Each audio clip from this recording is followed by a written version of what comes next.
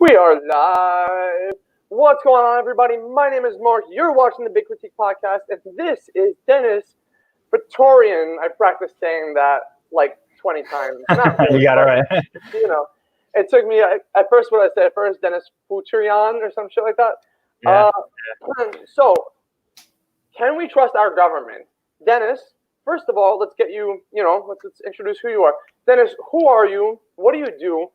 And why should anybody care why you think we should be able to trust our government or not? Let's talk about it. So, hello, everybody. Nice to meet you. I wear kind of two hats. My first one is that I'm a lawyer. I'm licensed in New York. So, as always, any legal issues, you can consult with me. And my second hat is I'm the founder of the 25th Hour, which is a small little startup news service seeking to bring some sort of objective storytelling, some objective news making to the average consumer. Okay. So let's talk a little bit about, you said you're a lawyer. What kind of law do you practice? So right now, I'm a general practitioner, but I do have experience in both the private and the public sector. So I have worked in government. Right. So right now you're not employed by the government. Is that correct? Correct. So I guess let's see how much you're willing to say. Sure. Number one, what have you learned working for the government that like you wouldn't know was like a serious thing or not? Like what were the main takeaways that you got working from the government? One of the biggest things is that there is a lot of bureaucracy involved, and while somebody might be frustrated, waiting for some sort of my apologies. That's okay. Waiting for some sort of action for the government to take. On the back end, there's always, imagine like a burning room on fire. There's always somebody trying to run around to the other side of the office, trying to get some sort of paper to be pushed. There's a lot of meetings involved. There's a lot of rules. That's what sets it apart from the private sector, where, one person can make a decision, and that's where the efficiency comes in. In government, there's a lot of things at stake. On the one hand, are we spending taxpayer money the way we're supposed to? And on the other hand, what are the political considerations of this? Okay.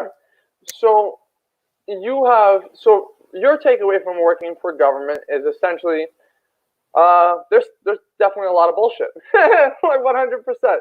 That's a nice way to put it, for sure. Yeah. Yeah, that's a nice way to put it. That's funny. Yeah. So, okay. What you mentioned that you started this I guess it's a digital magazine, the 25th Hour. What is it exactly? Where can people find it? What problems will it solve for them? Yeah, so anyone can go on Facebook right now and they type in the 25th Hour, and what you get is a Facebook business page. In short, really all it is a bunch of news updates, okay? And those news updates, what they serve to do is to place the news story in the most concise format possible. That way you won't get the spin. You have a lot of problems from the left and the right these days accusing the other of saying that they're trying to spin some sort of agenda. That's why you have people not reading the New York Times, for example, which is a legacy service, on the basis of it being all of a sudden too leftist. And one can have some sort of argument whether that's true or not, but the point is that nobody knows what to trust anymore. Okay. Let me ask you a question. I'm sorry, Continue. I didn't know you weren't done. Well, no, the final point there is because nobody has the time to do it anyway, right? So two problems: you can't trust anything, and you don't have the time to do it. So there's that niche in the market. What does leftist mean to you? Oh, man, it depends what we're talking about, right? In general, it could mean something like being in favor of a bigger government, being in favor of a more activist government, a government that is comfortable with spending more money in order to promote the general welfare. But it gets very mushy because somebody who's a Republican can say the same thing and say that, hey, I'm a Republican, I'm a rightist, I'm a conservative, whatever you want to call it. I also want to promote the general welfare, but the best way I know how to do that is actually by not spending any money at all. So it could get very difficult, and it depends on the topic. Okay, it's a fair point. So, given everything that you understand about government, how do you think the government has handled this pandemic that we're in? And I'll get a little bit more specific to help you kind of narrow down your answer a little bit. What do you think that they've done right, if anything? And what do you think that they've done wrong, if probably a lot? Well, I mean, let's say this. In general, I think that the consensus is that our government has completely bungled this up. They've completely messed it up. There's just no real way to sugarcoat it. It is a complete and utter catastrophe. Even in states that have been handling this well, so to speak, you can't discount the fact that many people have died, and there's no way to also ignore the fact that we could have been more prepared. Now, that's not to say, sure, hindsight is 2020. Anyone can talk until the end of the earth about, what more we could have done. At the end of the day, people will have died. However, there's room for argument there in asking, well, did we do everything that we could have done? Okay. When we look at other countries, they've been far more successful than us. South Korea is the number one example. However, when you look at the United States right now, never mind that there's a different governmental structure of it all, but federal government, I'm not saying this because I don't like Donald Trump, for example, but Donald Trump objectively has not done a great job at all. And really, the biggest consensus there is amongst people who monitor the government, such as myself, is that it looks as if the heads of our government want to be able to play this off and say that they've done everything they could, while at the same time not take on the responsibility of doing so. Oh, yeah, 100%. 100%. But now the good thing, okay, let's say when it wasn't too late, Congress came together and in a show of bipartisanship that we haven't seen in a very long time, came together and said, okay, we need to give people $1,200, stipends, checks, whatever you want to call them. Okay, that way we can get some sort of cash circulating throughout the economy because people are losing their jobs. We have shelter in home orders because we know that if people are, communicating with each other personally and in intimate ways that we, vastly miss these days now, people are going to get sick. So you have those types of first initial steps. That's the good thing. However, it wasn't good enough. No, it wasn't good enough. And I definitely think that's probably going to be the general American consensus. Yeah. On a personal note, listen, I always say you don't know what goes on behind the scenes, but I can tell you this much. What I assume happened is everybody at the round table in the government, and I think a lot of people talk about the government like it's this object that everybody hears about and everybody gives money to, but nobody can really touch. Government's just like a group of people. That's it. They're a group of people that are either going to do things correctly or they're not. Right. And I think that they essentially saw this from across the water. They saw it happening in Russia in China rather, and in Europe and Italy and Europe. That's the way that actually spread. And they were just like, oh, whatever, it's the flu. And what annoys me about this entire situation is, and I've definitely went on rants about this before, is here we have Trump essentially saying to the rest of the world, yeah, this is all China's fault. This is all on China or whatever. I'm not going to speak for... You good? Is everything good? Yeah. Okay. I'm not going to speak for where the virus originated from because I can't speak to that. But what I can tell you is the same as I've gone on rants about this before, which is really mind-boggling, is a lack of responsibility as all American citizens that we're willing to take from just seeing people post. I constantly see people post, fuck China.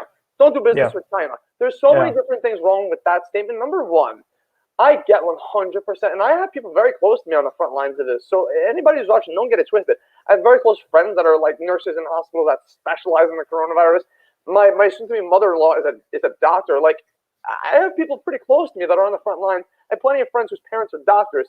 So it's not even that. It's just more so the U.S., if me and you, because we've had this conversation offline, if we saw through general media outlets that oh, you're on mute. Check that out. Yeah. Mm-hmm. Sorry about it. If we saw through general media outlets that this was a thing, the first thing that went on in my head was, if it's affecting China and Italy and then Europe, are we immune? Are we special or something? And the worst thing is that the government, and this is my perception of what happened, the government was sitting there don't worry about it, whatever. And I almost know that for a fact now because I've read articles essentially saying, I don't know if you heard of this guy, Mike Bowen. He owns a medical supplies company. I forget the name of the company, but it was an article that the New York Times posted. Mm-hmm. And it was essentially saying hey, listen, just so everybody's aware, I approached the U.S. government a few weeks before everything, and I was like, listen, this is not going to be easy, and I'm going to need your help financially, just so you're all aware. but I have the infrastructure if I get the capital from you guys, and it's going to be a big pain in my ass. But as a patriot and a human being, like not for profit really at all, because it's just going to be more headache than anything, I would be happy to produce PPE for you, like the masks or whatever, because I know I'm going to help a lot of people. Government was just like, nah, this good time, we're good. No, thank you, whatever. Right. The problem that I see with our government is this. Everybody just assumes, like, shit's going to be okay, I guess. They just brush shit off. Now, the other side to that, from where I'm sitting, is, like you said before, we're different. I'm just going to respond to one of the comments. Yes, nothing network. Fauci did say it wouldn't become a problem, and yes, for Fauci, Trump's lead medical constituent, I imagine. I mean, he's going to listen to him. So if that's the case, then I guess it was some sort of a mix-up between Fauci and China, or I don't know. I don't know what happened there.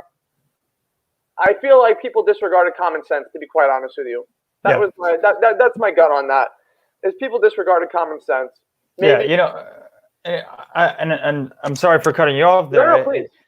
It's a big problem because there are, if you believe reports are true, okay, our federal government has known of the lethality of coronavirus since late December, when it actually first was becoming a problem in China. I'm not absolving China of anything. It's a problem that they're not letting people in to assess objective, accurate data by themselves, because you cannot trust what the Chinese government says. That's literally just saying that water isn't wet. You have to take that with a grain of salt. But at the same time, we have to take responsibility for what's going on here. And going on a little bit later about the responsibility of individuals, first, let's talk about the fact that memos were circulating inside the federal government saying that coronavirus was going to be a problem and that we need to prepare now. Okay. We didn't have to formulate the shelter-at-home orders right then and there, but at that same time, we had to make sure that our national stockpile had PPE. We had to make sure that we were reviewing our pandemic response plans. All of that wasn't happening. The reporting is true that our federal government eliminated pandemic response teams whose entire job it was to study this entire problem in the first place. Now, you can blame Trump directly if you want. The buck stops at his desk. But at the same time, if we talk about government, and like you said, they are a group of people, they are trying to figure out how to solve problems. Now, government isn't this one big monster with one giant head. It's actually a very multi-level-headed monster, okay? That's what it is. Right. Anybody who's worked in government knows that there are different levels of supervisors and managers who they get a lot of stuff that gets passed through their own desks. So while you have, Fauci as the director of the NIH, if he said that coronavirus wasn't a big deal in January, there must have been some sort of miscommunication, because in another department, there were memos circulating saying that, hey, this is a huge issue. We need to get to the bottom of this. Okay, and we can blame people all day long. What we need to do is learn from our mistakes, but actually implement solutions so that next time we know what to do. Okay, this isn't going to be like FEMA, like in Hurricane Katrina, where they threw their hands up and let people's houses get flooded and let all those people die. And the next time, just let Puerto Rico also drown again from a different hurricane. We need to actually implement solutions. When it comes to individual responsibility, we should be holding ourselves to account as well. We can always find someone to blame. Okay, but when I look outside my window and see people without masks and gloves and not social distancing, especially as the weather gets warmer, I don't know what's going to happen on the beaches. Okay, we're here. Yeah.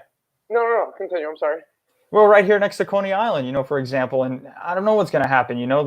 The city and the state have different solutions, and it's a bunch of personalities, right? We can go into the reporting on Cuomo and de Blasio always battling head to head with each other, but the fact remains that government is also a personality. Within that personality, there's a bunch of people running around, having different conclusions to solutions, and so there's no implementation, there's no efficiency, and so that's the problem. There needs to be some sort of centralized decision-making process, and we see a lack of that, especially in the federal government.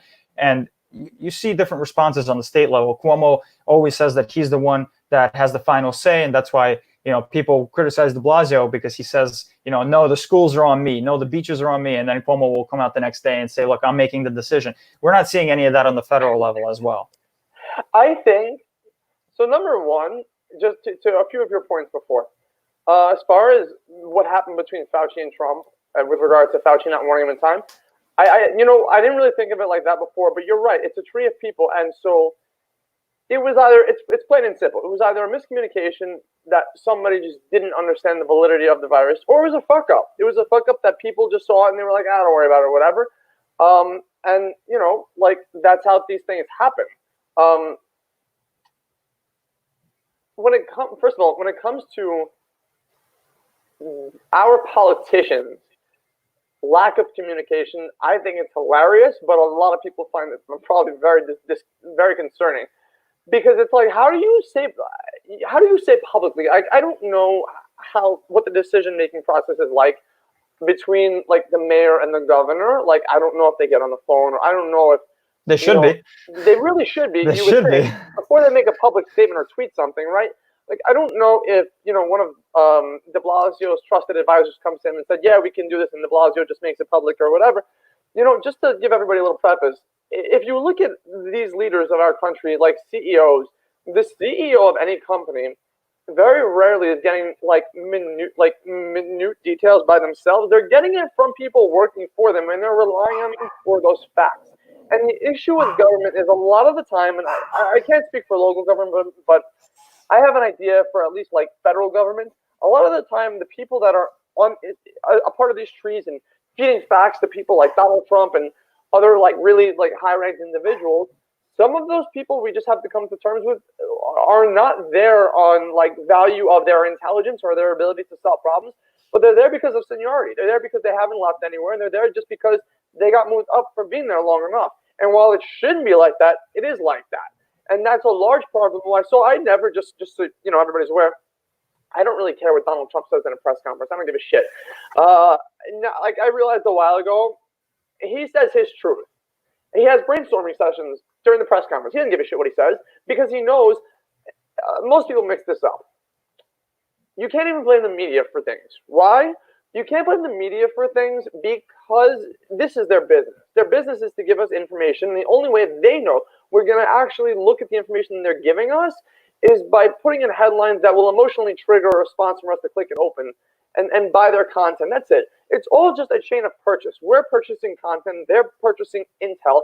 And our leaders are getting intel from their constituents, which are probably some of the lowest ranking on the totem pole. So when you look at that cycle of how information flows around, it's not that, listen, anybody can blame anybody that they want for shitty information.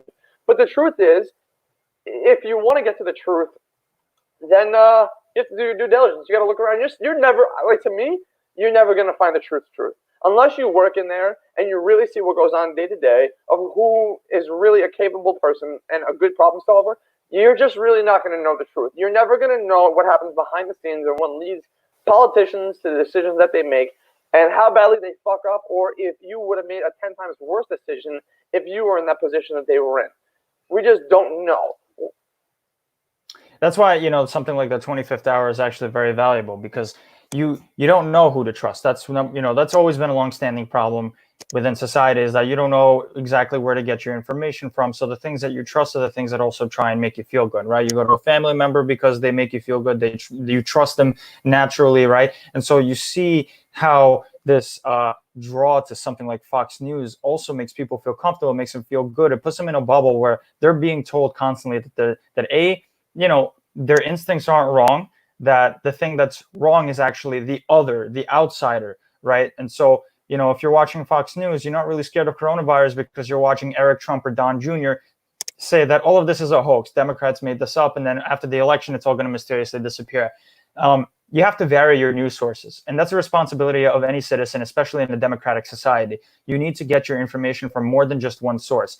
And the obstacle is that, how do you sift through all of those details? How do you sift through people's personalities, right? So, things have to be shortened a little bit, because we also live in a society where we live in the 24/7 news cycle, okay? We forget about what happened yesterday, okay? I could name a bunch of big news events that have happened all throughout, let's just say, the past 4 years, and people will be like, oh my God, I forgot about that happening. So that's the world we live in. We have to easily digest this sort of news, okay, and make sure that it's from varied sources so that we can come to a decision about what to do and how to elect government and trust our government and so on and so forth.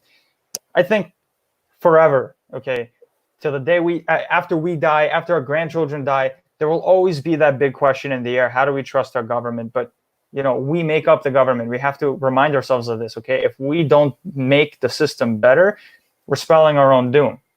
Right. So to one of your points before, your Facebook or the 25th hour. I guess you reference different like news sources or whatever that you've gotten your intel from. Like, these are your thoughts on this or whatever, and here are my sources. So here's one side and here's another. I guess that's how you work it. Yeah. That makes sense. Okay. Sorry. Cotton mouth. But, all of that does make sense. So I want to circle back to something. I want to bring up a quick point. You brought up Fox News before, and I realized something that people don't really think about. But like when you dumb everything down to its like most basic thing, you begin to understand things a little bit differently. So here's what I mean. Why does anybody like look at a news station and be like, oh, this is a source I can trust. I should listen to them because they're a point of authority. Right. I think besides the fact that most of us grew up with it, right? I think it's not only did our parents tell us, hey, when watching the news, there's a sense of authority, but the reason the news is produced in such a way where your brain literally picks it up as, oh, this is a sense of authority. You see something on TV. Well, they wouldn't let something on TV if it wasn't true. Then you see the way these people are dressed. People will always be more well respected if they're dressed in a suit in proper attire, right? Because that's what we deem to be proper attire, right? Then you hear a nice musical intro that will feed off a certain type of emotion that gives off a vibe of like officialness and authority and like, you can trust us. In conjunction with all the colors, the blue colors that most news stations have like in their branding to make people feel calm. All of these little, very, very subtle psychological factors adds up to the mass public seeing this stuff and saying, oh, it's Fox News. I can trust them. Mm-hmm. But what most people don't realize is these are all little factors that have been produced in such a way to get you. It's just like why does everybody trust a bank, like Chase Bank? Right. Why can't I just tell people, hey, I'm taking deposits now. I'm going to give you some interest on your money. Besides the fact that, Chase is an establishment and I'm one schmuck.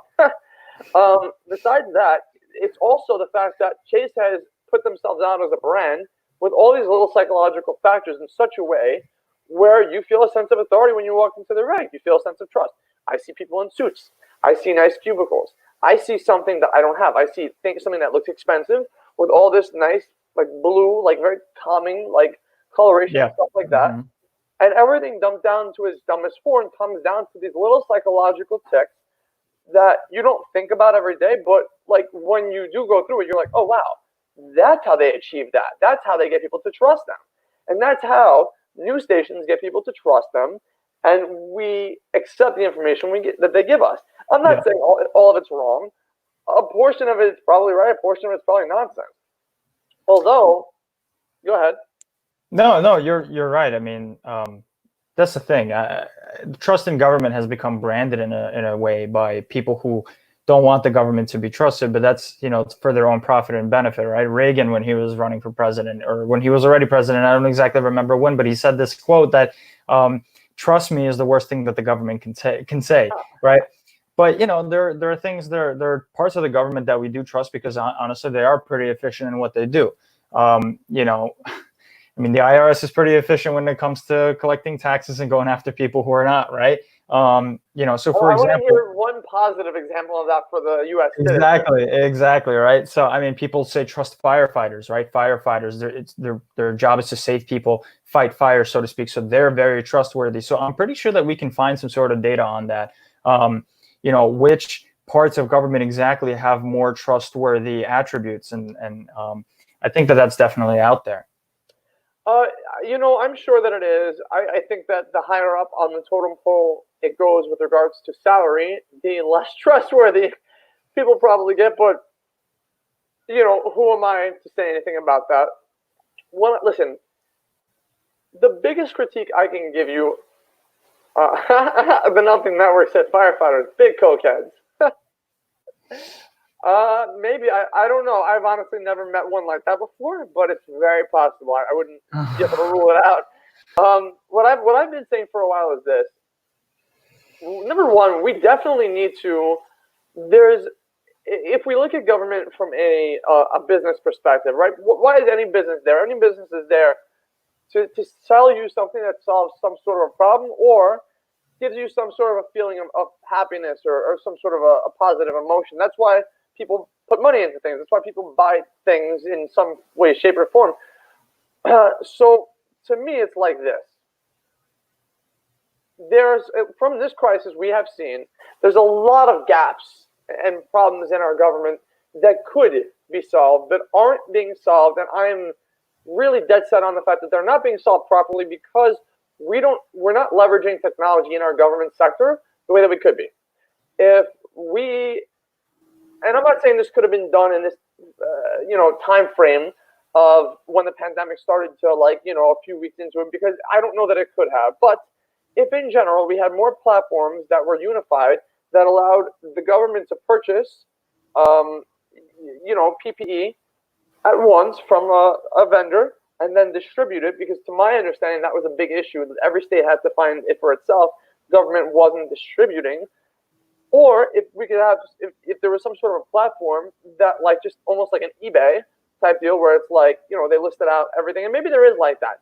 The best that I understood was Cuomo essentially said live, so there's nothing the media can misconstrue. Cuomo was essentially listen, we have to just go ourselves. The government's not doing anything. There's no better way to do it. That tells me there's no digital platform. That tells me everybody's just making phone calls and using Google to find somebody that does it.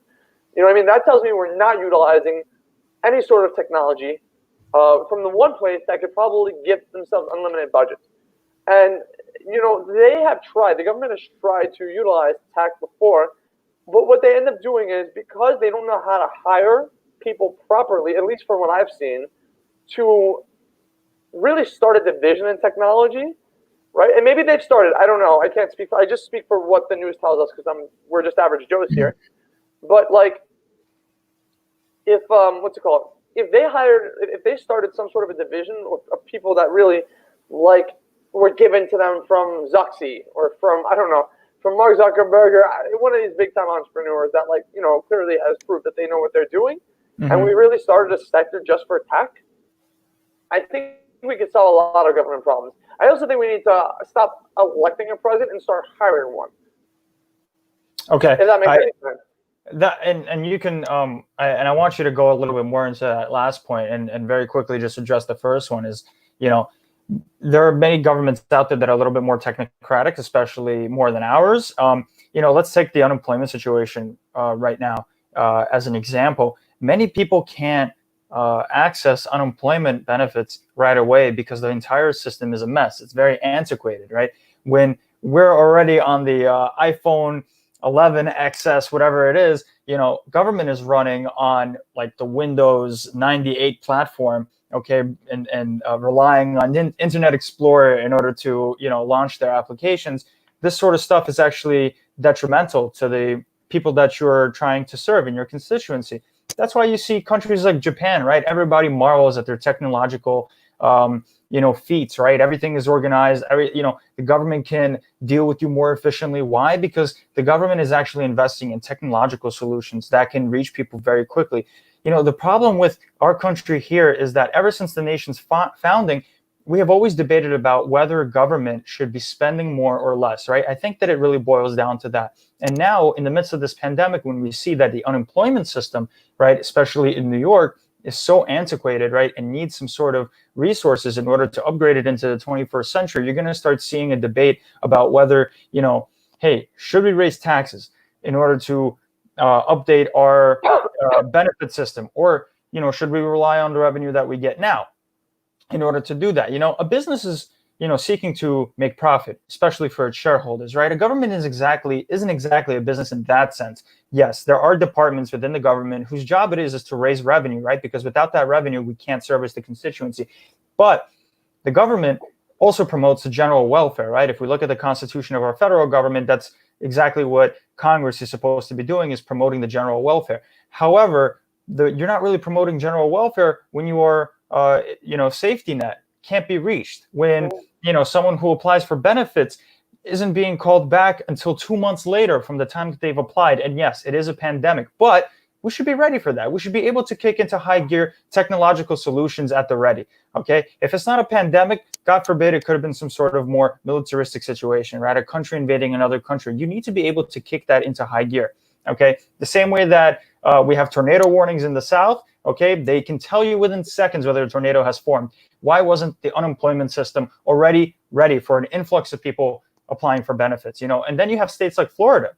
Their entire belief is that nobody should be benefiting from the unemployment system. So they've made it even harder for people to apply for unemployment benefits for the sole reason that their ideological drive is that nobody should be, going to the government for handouts. And you get the problem that, people will be outside and they'll be left with nothing. And then it creates a worse problem than you started off with, because there's no way to help people. There's no way for a social safety net to catch people as they fall. You end up with a worse situation objectively. And so I would like for you to actually go into a little bit more what you mean by hiring a president. Can you explain that a little bit more?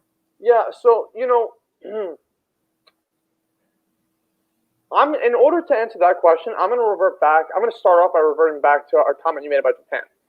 So I have noticed in my days as a developer that some of the smartest people I've ever worked with, and I do not include myself in that equation. I think I'm like, objectively speaking, right? Some of the smartest people I've ever worked with have come from Asia. Russians, Indians, Chinese, Japanese, all facets of Asia. And you start to talk to these people, you start to really understand how they think when you work with them 5 or 6 days a week, whatever. And what I realize is this: there's a reason why a large amount of entrepreneurs or very successful people in this country are from Asia, or there's a reason why we end up farming out a lot of production to India, Russia, China, wherever.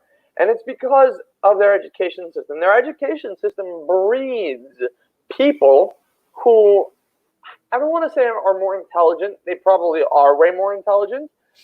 But their system treats, so the American culture looks at sports as in a way such as if you go on the football team, right? If you get on the high school football team or whatever, your parents put the sort of mental seed in your head, no pain, no gain. If you're not getting hurt, if you're not stretching yourself out, stretching your limits or whatever, you're not growing. But I don't think we do that when it comes to education. When it comes to education, where they do that is all these Asian countries. A lot of tests, we try to bend over backwards, at least from what I've seen. I haven't really been invested mentally into the education system here in quite some time, but from the people that I've spoken to who have kids, right, the main differences are a lot of stuff is multiple choice. Every single problem in almost all Asian countries that I've had the pleasure of speaking to anybody about, there really is no multiple choice. You've got to argue your answer. Essays upon essays upon essays. That's really fucking annoying, but I would be miserable. But it's really valuable to the human brain because it happens at a time frame when your brain is growing.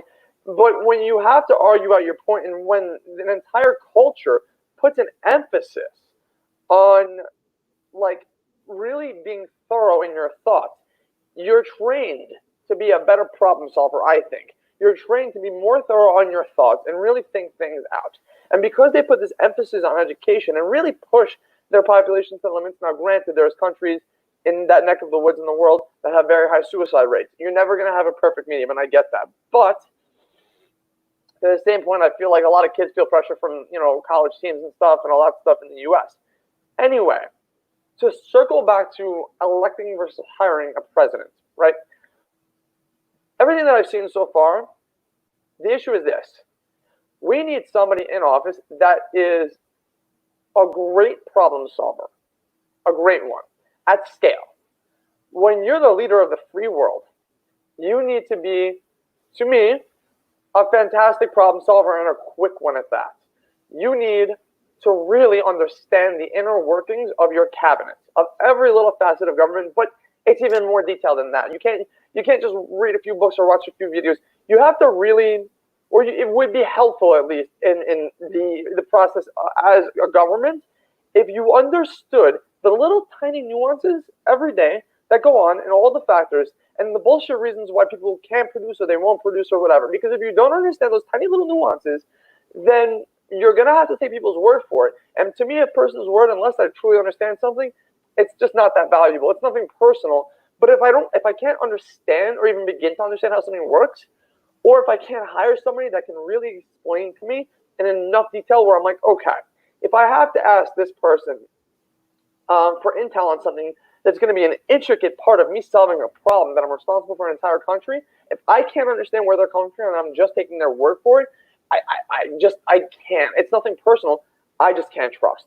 Right. So to circle back to hiring versus electing, I think that because of all the factors of which the government deals with on a very regular basis, there's a lot of little moving parts. To me, an election is a popularity contest, right? This is what they do. They hold their political campaigns. They turn the music on. They get people's energies going. How could you not get excited when you see somebody who's as vibrant and energetic as Donald Trump, especially with his past or whatever? He's pretty much a celebrity. Get on stage with the music and with him saying such positive, basic human things. I'm going to make jobs again. Everybody's going to make money. He didn't say things like, I'm going to raise employment. He knew by saying words like unemployment, too complicated. And not to downplay anybody's level of intelligence, jobs is easier. It's just easier to say. People probably respond to it on a large scale better. Keep it very, very fucking simple. First rule of marketing, keep things very simple, stupid. That's it. Right. Mm-hmm. Keep it very simple. So to me, that's how he won the election, right? It was a popularity contest to that extent.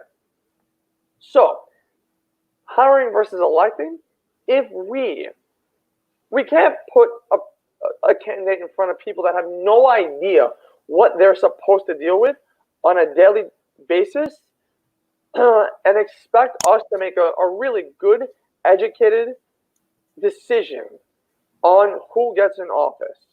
Mm-hmm. And yes, to the Nothing Network, the president is not the leader of the free world. He's just the face of another branch of government.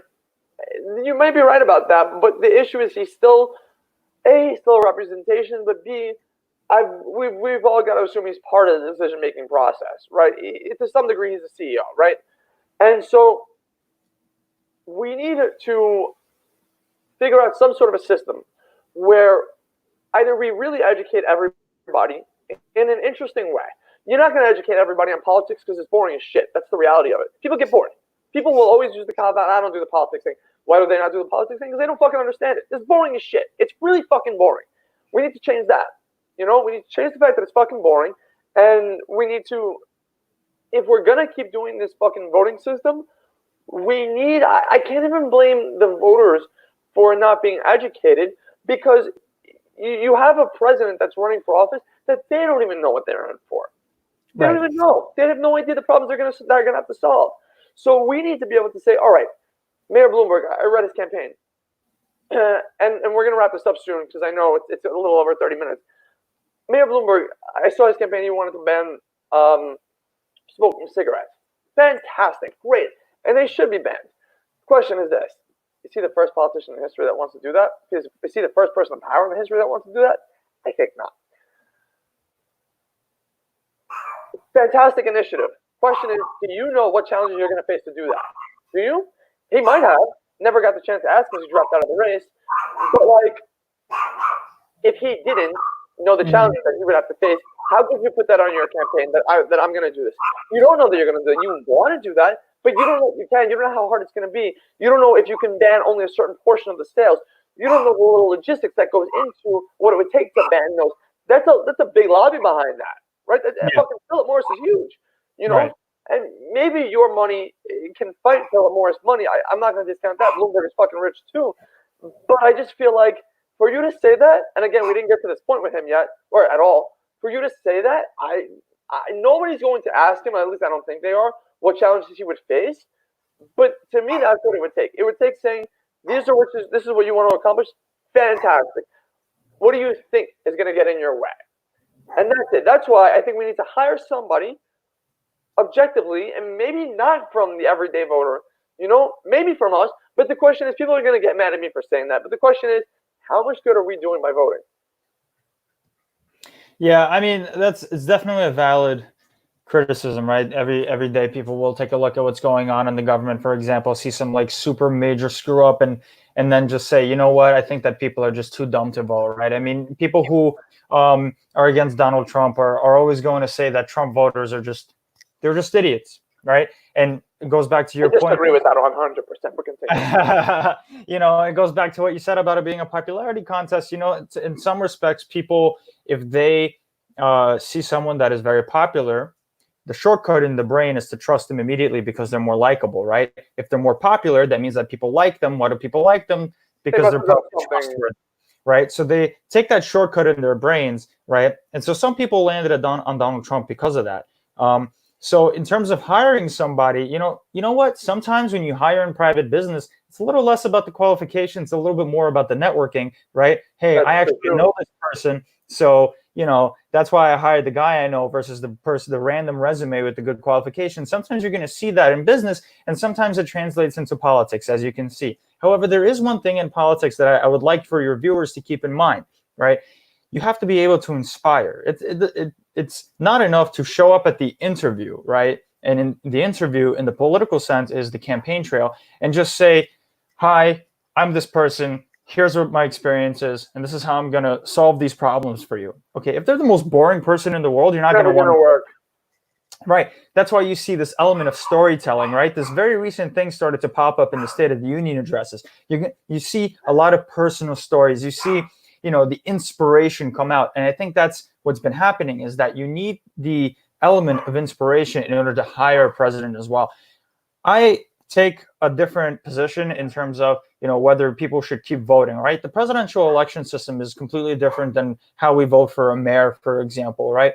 The popular vote is there for the president, but that's not really how we elect the president. And so my position is that we need to get rid of the Electoral College. It by itself is a sham, and it has been. It was created in the first place as a compromise to have a system to put a president in the first place, right? And the Electoral College was actually settled on because the conclusion was that regular people were too dumb to actually vote for a president. These days, things are a little bit different, and we've had popular voting for different types of political offices, right? The Senate, for example, to vote for a senator wasn't something that was popularly voted on before.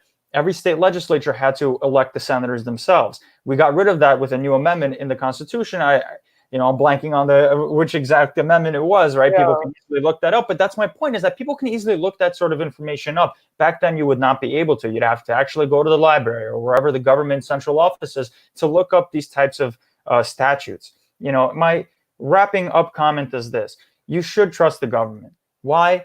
Because although we can criticize it all day, every day, without it, you're left with a more chaotic type of system that nobody benefits from. Okay, and some people do just want to watch the world burn, but that's a very tiny group of people. Okay, in order to help our community, in order to make sure that our immigrant parents are serviced, right? We need to have a robust government that knows what it's doing. In order to help Granny cross the street, for example, we have to make sure government knows what it's doing.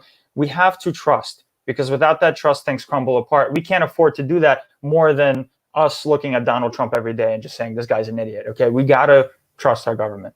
Right. I love the fact that you're wrapping this up on a positive note. I guess to your point. Big optimist. Huh? Big optimist. Yeah. I will. To your points, I'll say this. Personally, I think that you're right. I think that we have really no other choice but to trust our government right now. Like, we just don't have another choice. So we're gonna, right? Even if someone like one of my viewers doesn't, that's fine. Like, you're welcome to it, and I totally get it. But we don't really have another choice right now. What I think would be fantastic is I think that we need to start utilizing or leveraging the technology that we have to start collectively truly identifying what the problems are at their root. That doesn't mean banding together and getting our emotions in a bundle because fuck government. Not necessarily. It could, but I don't think that solves any problems. That doesn't mean we all get together and play in the blame game. That means that as a country, we sort of figure out ways to reverse engineer the issue. Because when you use logic to do something about why the mechanics of things stop working, that's really how they get fixed. So, being that as it may, Dennis, I'm going to let you go, man. Thank you so much for joining. Plug yourself in again, man. How can people find you? Let's get this going.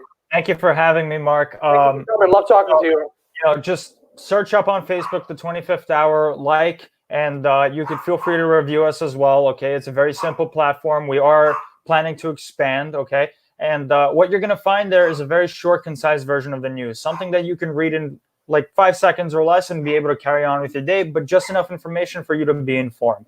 Okay, so look us up, The 25th Hour, okay? You want to find me personally? I'm also an attorney. I could help you with your legal needs, or I could help someone who can help you. Okay, find someone who can help you. So by all means, okay, so search up The 25th Hour, like and review. Thank you. Love you guys. Thank you so much for joining. Dennis, be well, man. Thank you so much for coming. Be safe. Be safe. You as well. Take care. Have a good one. You too.